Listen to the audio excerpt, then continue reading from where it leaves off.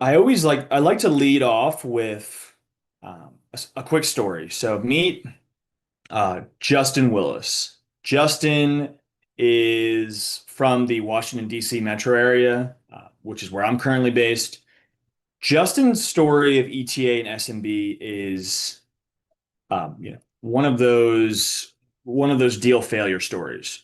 I met Justin at the Georgetown ETA conference last fall. He was a acquisition entrepreneur who purchased a construction business in the Northern Virginia area.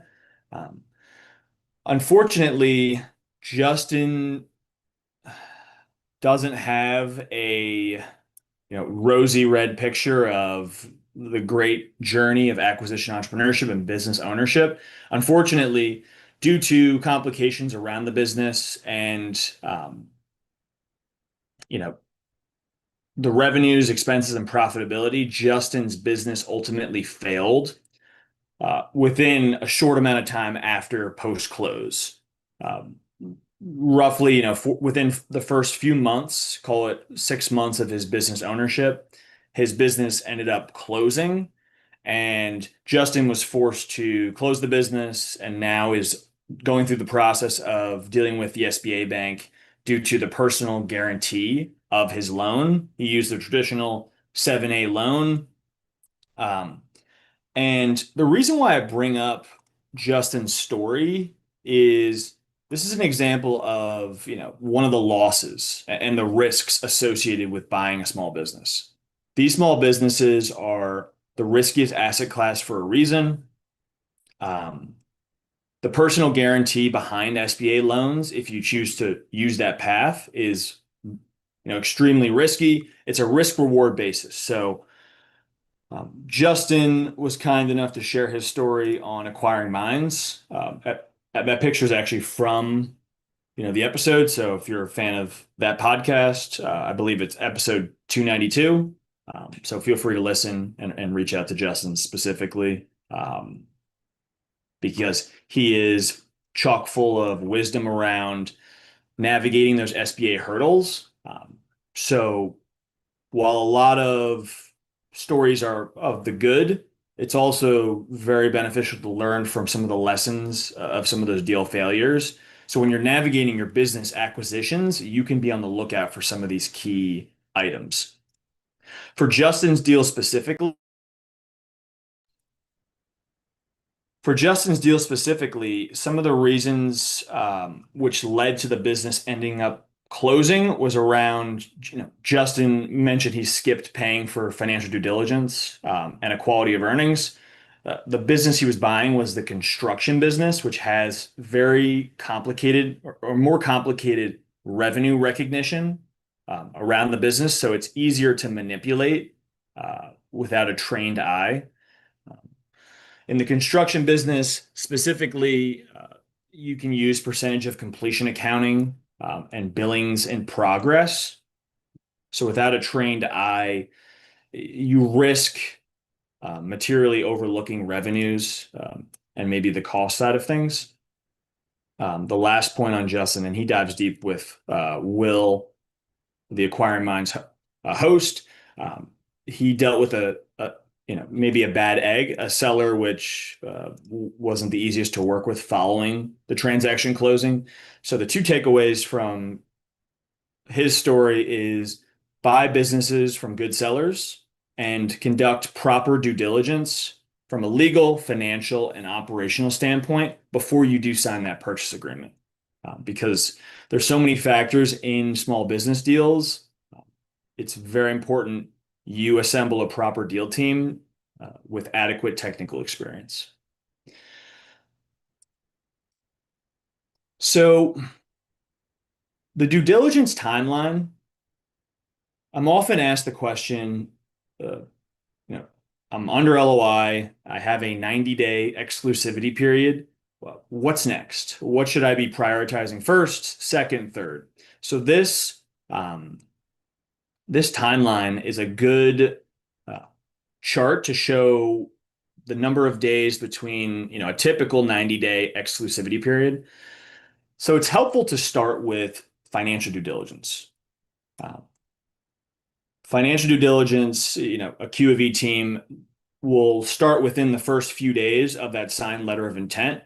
And the point of that is you need to quickly verify the earnings as presented in the SIM or other marketing materials to make sure there aren't significant deal red flags before you begin things like legal due diligence or other due diligence inquiries. From there, it's best practice to begin speaking with SBA banks and start the underwriting process.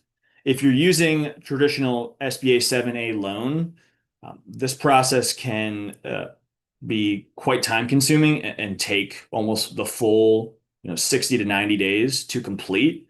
So the sooner you can start that, the better.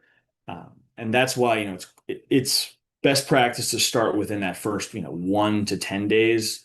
And then from there, you conduct things like tax and legal due diligence, as well as preparing those final closing docs within the last 30 days of your letter of intent window. Uh, While I'm flipping through this information, if you have any questions, feel free to throw them into the chat or the Q&A. When we do reach kind of the end of the webinar, I'd be happy to dive in and get to as many as possible. Um, so would love to see who is in the audience today so I can tailor this appropriately. So where are you in your business search process? So if you want to take a minute and just click on the polling question, it's very helpful so I can curate the content appropriately. Are you actively searching, new to the business space and just started search? Or are you under LOI and you need to assemble this deal team, or maybe you already have and just have questions about the process? If you would be so kind enough to take a few minutes and jump in, I'd appreciate that.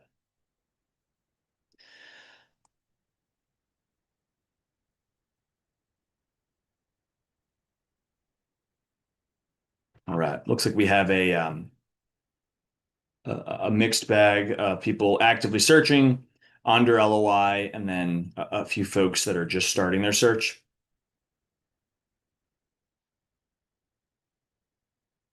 Looks like about half of you have just started searching. So for those starting your search, welcome to the world of SMB acquisitions. Two things to note, just because there is a lot of information. I recommend going to Search Funder and creating an account.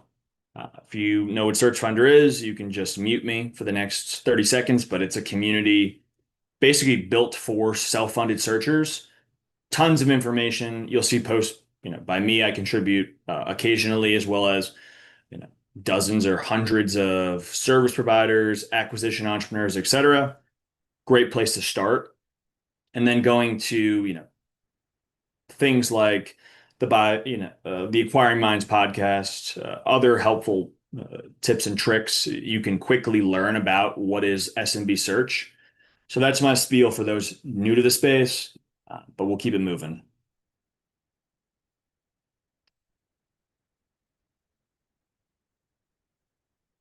So what we got next. So the due diligence timeline, let's set the stage. Um, you very likely, if you're actively searching, you are in what is known as this pre-LOI review. You're excited about some business opportunities. You may have put in offers which were rejected, or you're continuing your search, but you're still conducting this daily outreach and financial assessment of prospective companies. This is an exciting time. Um, it may be overwhelming occasionally, but overall, the more business listings you have interest around, and the more discussions you can have with sellers, the better chances you are is to find your ideal business.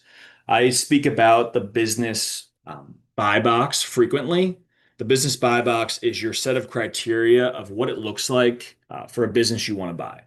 So some people I speak with may say, I want to buy a business with EBITDAs between 500,000 and 1 million. That's great, but it's often helpful to have more specific criteria. So think industries you like. Are you geographically constricted? Um, I live in, the DMV, the Washington, Virginia, Maryland area. If I were to buy a business, I probably would want something geographically restricted to this area or within maybe a 2 hour driving distance. So, based on your search criteria and your personal circumstances, I think it's helpful to ask yourself these questions um, so you can better navigate your search.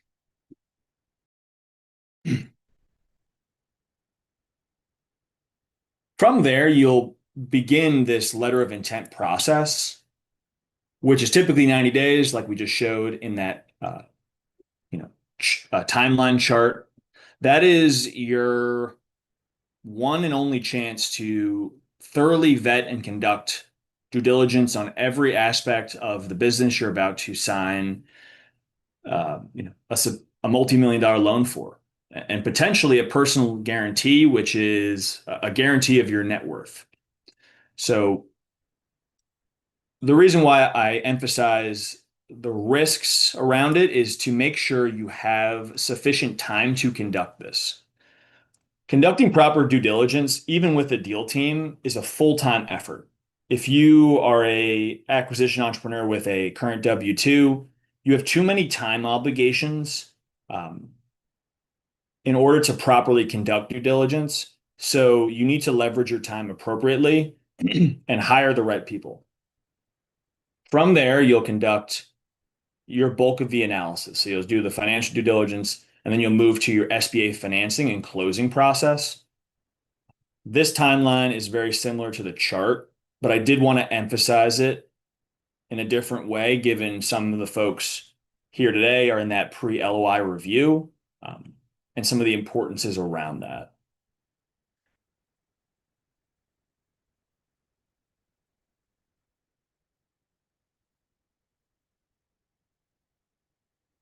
So the income statement deep dive is the first point of financial due diligence.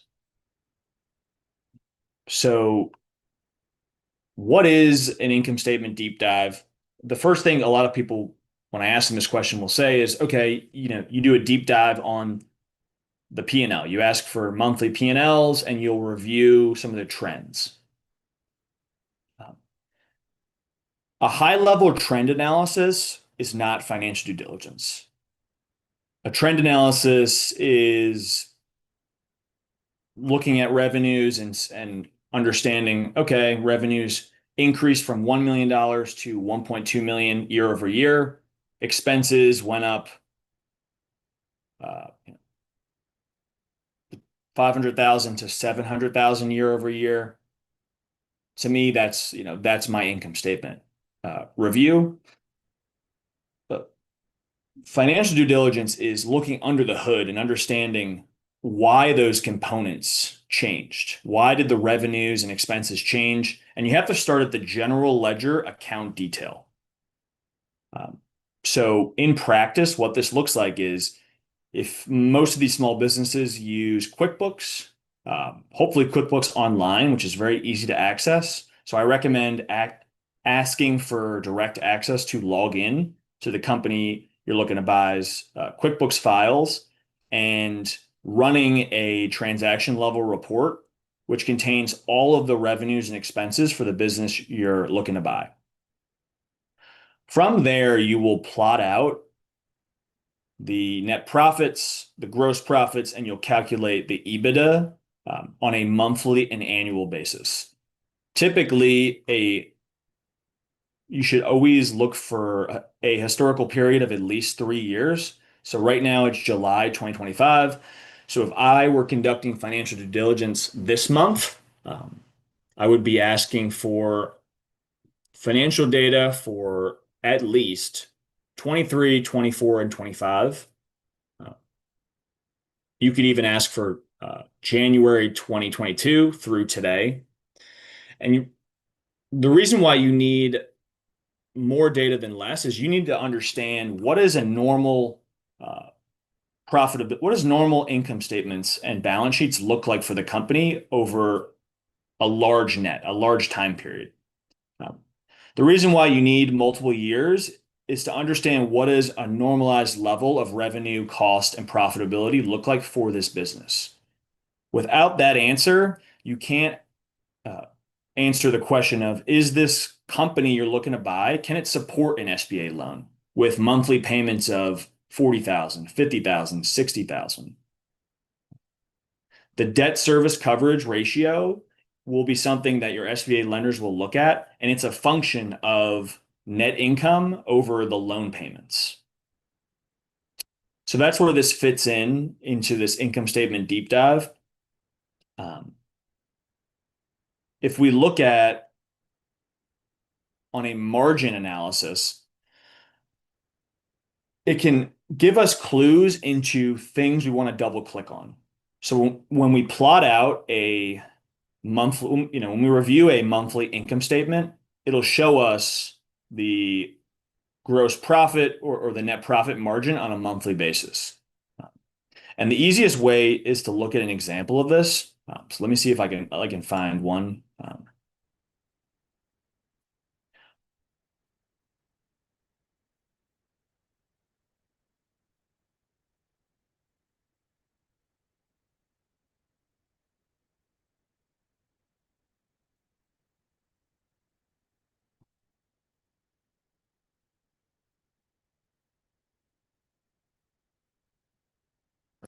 Unshare, and then we're going to reshare. Okay.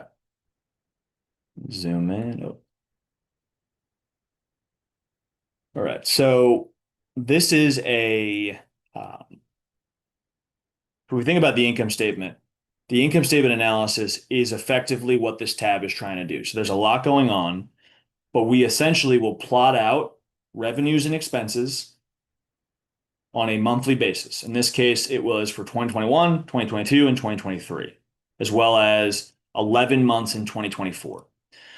And you want to understand what the year-over-year changes are. And the way to identify them is to do simple percentage increases or decreases. From there, based on certain fluctuations, we will ask questions around why certain things changed. So if we look at the gross margin at the highest level, this is showing that the company's, if we look at the net ordinary income margin, it is showing that the company's average net ordinary income margin is around 19%. So when I look at this, it's 25% in 2021, 9% in 2022, and then 12% in 2023, and then 29% in 2024. So when I'm looking at this margin analysis, it's easy to start to double click on certain percentages that seem out of place. The first one would be in 2024, the company looks like it's much more profitable than in other periods. So at first, you're looking at the net income. You say, great, they earned $500,000 in net income. But there may be certain things that are causing that to increase, which might not, which need to be verified. If you look at the revenues, the incomes are relatively stable year over year. Then all of a sudden, for some reason, the cost of goods sold is slightly less than, say, in 2023. So the risk here, I would ask questions around how the company is recording the cost of goods sold.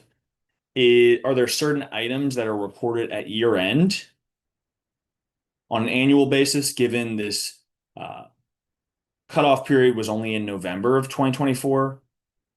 Because the risk is the company has not recorded certain expenses, which will actually pull down these earnings. So the income statement analysis looks to begin to tailor your questions to ask management. So you want to look at those monthly margins. You want to look at the changes month over month and year over year, and look for things that look out of place. So for example, if we flip back to this worksheet, I would ask a question about why margins on a net income basis increased to 29% in 2024. So we just had a question that came in. So in income statement analysis, this is a core piece of what I do as a quality of earnings provider, and it's what every QofE provider should be doing. A detailed P&L review on a month to month basis over that historical period of 1 to 4 years. Um, at the general ledger account detail level, and when I say that, I mean, if you look on the left, column C, these are the general ledger accounts of this particular business. So you'll have things like consulting expenses, um, business owner insurance, you'll have the cost of goods sold, etc. When you're looking at a company SIM, they show high level metrics such as revenues, costs, and then net income. But underneath those single rows are tens of hundreds of general ledger accounts, which make up those numbers. So without a careful analysis on a line by line basis, you can't actually validate what they're showing in the SIM as real. So that's what the crux of an income statement analysis looks like for financial due diligence. Um, it is a combination of a detailed analysis coupled with fact-finding questions, which you as a buyer should ask the seller CPA, and other management team to make sure the story checks out and there aren't certain discrepancies in how they're accounting for things. Uh, from a risk standpoint, um, I would start with the most recent trailing 12 months of the company and then work backwards. The reason it's best to start from the most recent history is because that's the type of business you're stepping into in the short term. Uh, you want to spend a lot of your time on those trailing 12 months and then continue to work backward. But the further away you are from the company historical data, in my opinion, the less relevant it is because again, a lot of these small businesses tend to perform very closely to how they are in the most recent trailing 12 months, especially for these new acquisition entrepreneur buyers. Let's see.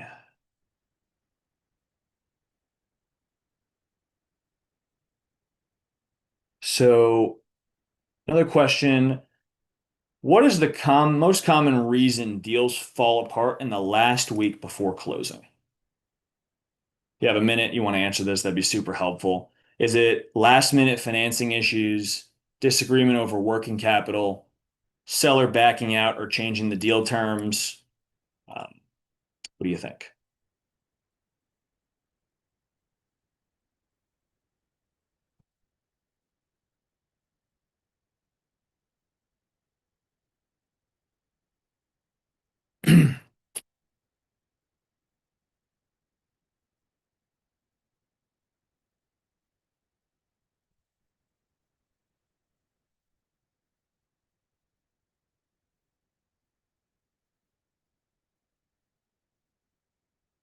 All right. Appreciate everyone who participated. I'm going to share the results. So the correct answer is D. I will break down, I'd say in general, I've seen a lot of issues with most of these categories. The big component, in my opinion, is disagreement over working capital included in the deal. When I say working capital included in the deal, I've seen in practice, most recently, disagreements over what actually working capital looks like from a operational standpoint. And what I mean by that is frequently sellers don't want to include accounts receivable for goods shipped, which they have paid for through labor costs, etc., but just haven't received the money for, so it's sitting in current assets. Typically, the conversation goes like this. Well, I've already paid for the goods, so I'm entitled to all of the accounts receivable. The challenge with this is with working capital in most business acquisitions, uh, the largest amount of current assets which make up working capital, which the sellers can deliver to the buyer at closing, is going to be in the form of an accounts receivable. So, in general, the way to get around this is start talking to the seller and the seller's representation ahead of time about working capital, what it looks like in the deal, what it actually is comprised of functionally. So you could say things like, you know, it's very likely at the time of closing, working capital is going to be a certain dollar amount of accounts receivable, which is on your balance sheet. And if they have questions about it or they seem like they don't understand, I would take the time to like actually explain to them what that means. So it'll be things like, well, your accounts receivable is probably for goods that you've completed and sent to customers and haven't received the money for. So it's very likely going to include some dollar amount of those items.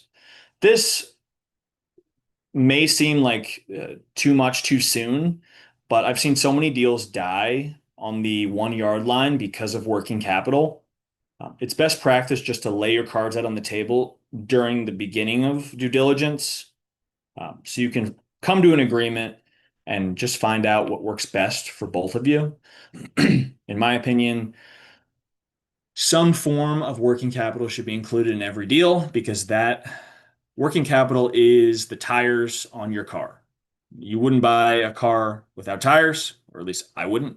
Um, it's like buying a car with no gas in it. If you don't have gas in your car, you're going to have to immediately pull out your wallet and go to the gas station. If you have no working capital in your business, you're going to have to use your own money or get another loan to fuel the business operations and make payroll the next 2 weeks.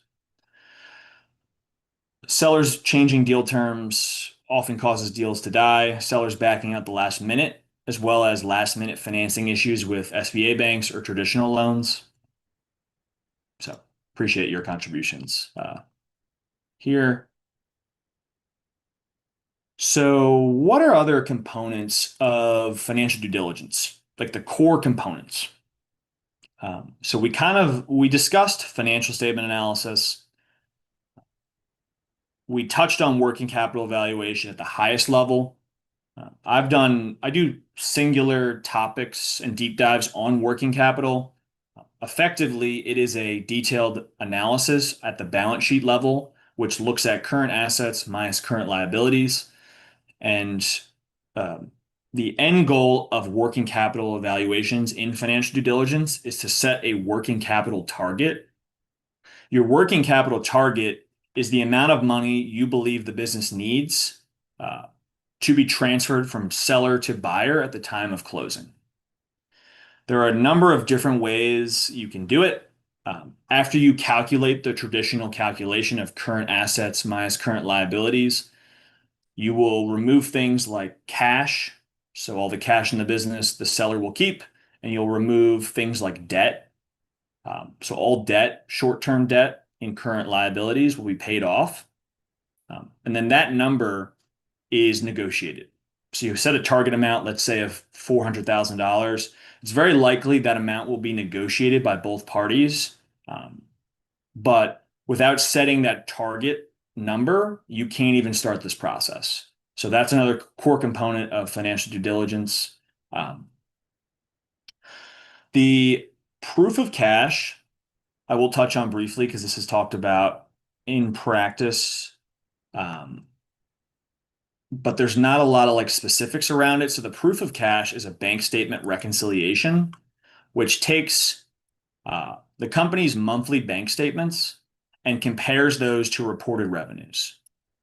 So if you look at in practice, what it looks like is you would request the monthly bank statements of a company. Uh, let's say, for example, they use the M&T Bank. Um, the you've obtained 12 months of the company's operating business account, and you would begin to plot out you would begin to plot out the receipts as shown on the M&T bank statements. From there, so line 23 is the cash receipts per the bank statements. You would remove things on the bank statements that look like they're non-operating in nature.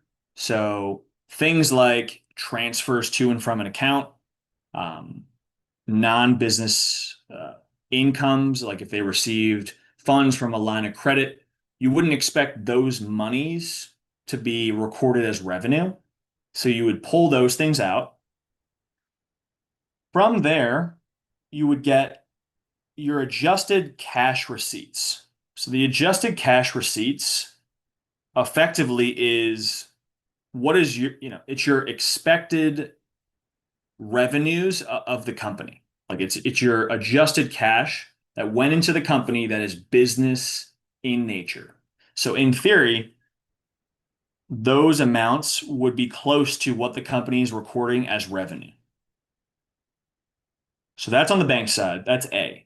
B is your expected cash receipts or your reported revenues. So if we look at August 2024, the business operating account, which was a single checking account, had 164,000 of business receipts and monies they collected. They recorded in their QuickBooks or financial software $169,000 of revenues, of business revenue. That is very close. It's $5,000 apart. So it's about a 3% variance. So this is a single month example of what a proof of cash is. It is comparing your bank receipts to the reported revenues in the financial system. So it works backwards to verify what the revenues are in QuickBooks or the financial software to the bank. Typically, in total, your variance should be no more than plus or minus 3%. Anything outside of 3% is a yellow flag, in my opinion, and should be double clicked on to ensure there aren't just, there needs to be a reason why there's certain variances. For most typical small businesses, as shown here, anything under 1% passes this check mark of the financial due diligence process. So that is what a proof of cash is. It's a very short example, but hopefully when you do see words like that, you can understand at the highest level, like what the process is. So if you're conducting some level of diligence on your own end, you can begin this process. If this is something you're not comfortable with, this is a core component of what financial due diligence should include. So make sure your deal partner is conducting this analysis. In my opinion, the bank statements do not lie. This is your fraud check. If there are significant discrepancies in the receipts coming in compared to the revenues, there's a risk that there's a material misstatement in the revenue reported. The risk is that they are materially inflating revenues, which are not real. So if your receipts are significantly lower, if your bank statement receipts are significantly lower than the revenues reported, you need to understand why that's happening and what are the components that are driving that variance. On the flip side, the proof of expense is using that same approach at the expense level. So you'll compare cash out the door per the bank statements and compare that to reported expenses. Due to the nature of expenses, you should be targeting a variance of plus or minus 5%, and then investigate items greater than 5%. This exercise will cover a lot of material risk around some of these small business acquisitions. So if there were two analysis out of this whole thing I would do, it would be a financial statement analysis and a proof of cash. that detailed financial statement analysis we just conducted, and the proof of cash. Uh, the financial statement analysis is at the QuickBooks level, and the proof of cash starts at the bank statement level. So you cover both bases when you compare your financial data and your bank statement data to what the business actually looks like on a real basis.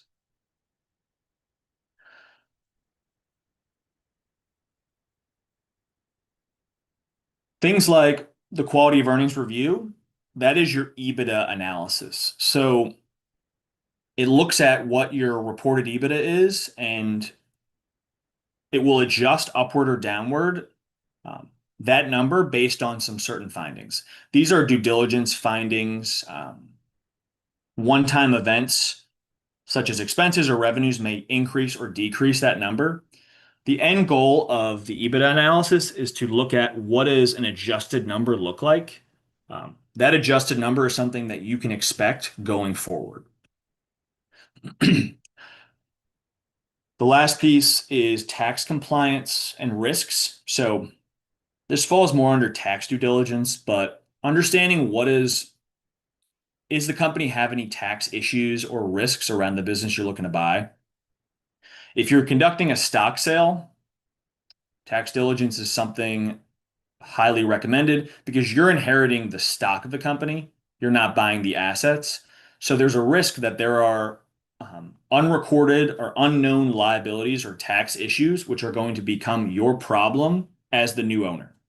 So work with a tax partner. I have one in my practice who focuses at the state, local, and federal level to just do a review of the tax returns and the federal filings to make sure you're not going to be subject to some of these penalties as that new owner.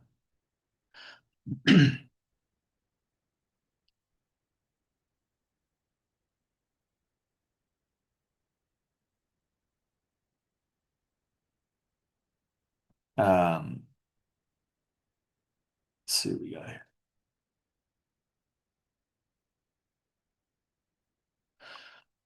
So if you have a business for sale, if you're under letter of intent, actively searching, feel free to scan this QR code for a free due diligence checklist. This checklist is going to have all of the data you need to conduct your own set of financial due diligence. Um, it's a Excel sheet I use on all of my deals, so feel free to scan that QR code and get a copy.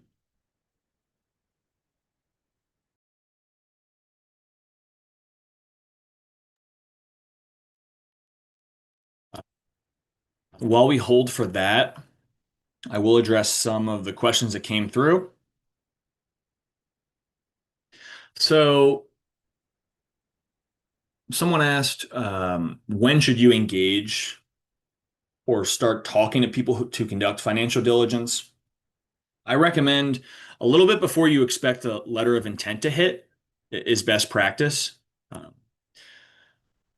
in the current environment, the M&A space is very busy, so some of the service providers might not have bandwidth to get started right away. So the sooner you can align your deal team, at least have an idea of who you're going to use, the better you can be placed on their schedule um, in order to get started right away.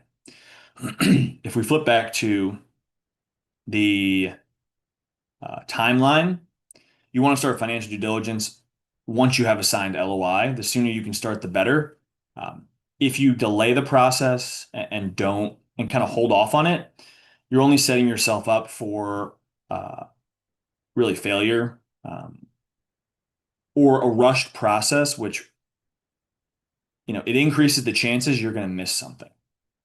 As we kind of just touched on the components of these diligence analysis, that they're very time consuming, even with hiring a third party to do this on your behalf.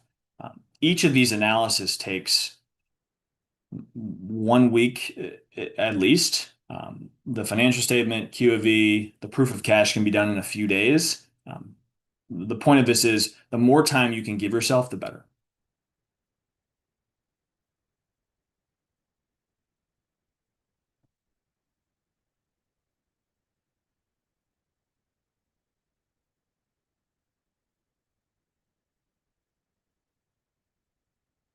So,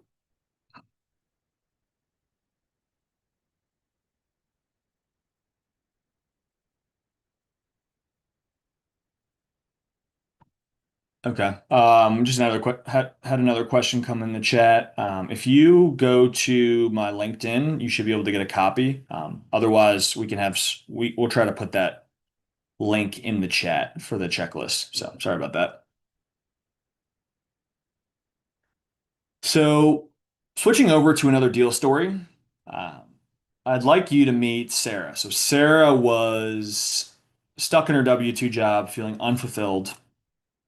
Um, She wanted to buy a business, but she didn't know anything about the market or how to get started. She was formerly, a marketing executive, and she asked someone who told me about Sarah that, how do I buy a small business? This is before she read the Buy Then Build book or heard about acquiring minds. Um, some of these questions I hear about frequently, so I thought this was important. Is 2025 the right time to buy a business? How many businesses are for sale? What was M&A like last year? Uh, I would say in large part, um, there's always going to be reasons why you don't pursue a business acquisition or you don't feel like the time is right. Buying a business takes much longer than most anticipate. So my best practice is to get started right away because it's a learning process, and you need your deal reps in order to find a business and actually begin this process. Typically, a search process can take 12 months. It can take 6 months. Uh, I've spoken with people who have searched for businesses for 2 years. The point of this is the sooner you get started, the sooner you'll learn things like what kind of businesses do I want to buy? What businesses do I not want to buy? Um, so some of these questions that Sarah asked, I hear all the time. So Sarah, like you guys all today, she did a deep dive. She read the guides, she attended webinars, and she started her search. But she didn't know accounting or legal or how to get a loan. So she realized she needed help. She needed that deal team, which we kind of talked about. The deal team is the financial due diligence provider, the legal counsel. Maybe you want to use a loan broker to find that SBA loan. You're certainly going to need an SBA loan um, to actually buy the business. So she went through the process and happy to report that I think in a 12-month search process, she went from that corporate executive to business owner. So this is the good story. We spoke on Justin's, which was the deal failure. This is the deal win. So she gained clarity on the business buying process. She secured the SBA loan and transitioned from W-2 into ownership. She bought a $4.8 million digital marketing agency. Um, The reason I bring up Sarah is I actually conducted the financial due diligence on her behalf. So I'm very familiar with her and her deal specifically. Um, the financial due diligence, which we covered, checked out. So the proof of cash checked out, the income statement review checked out, and this gave her some confidence heading into closing. Because when you're sitting at that purchase price agreement table, it's a nervous time. You're going to sign that personal guarantee. You need confidence in the business financials, in the profitability in the business, and your deal team is there to give you information. Um, certainly, I'm not there to push in any one way or another. I present the information to the prospective buyers and arm them with the knowledge to make a good decision. So she secured that SBA loan, and now she is confidently running this digital marketing agency. So this is a story of a corporate executive who transitioned to this dream of what is, being that business owner. So I always like to share a good story as well, because entrepreneurship is an exceptional opportunity, And the SBA loan program is one that many countries don't have. So it's an excellent program. You just need to navigate it appropriately.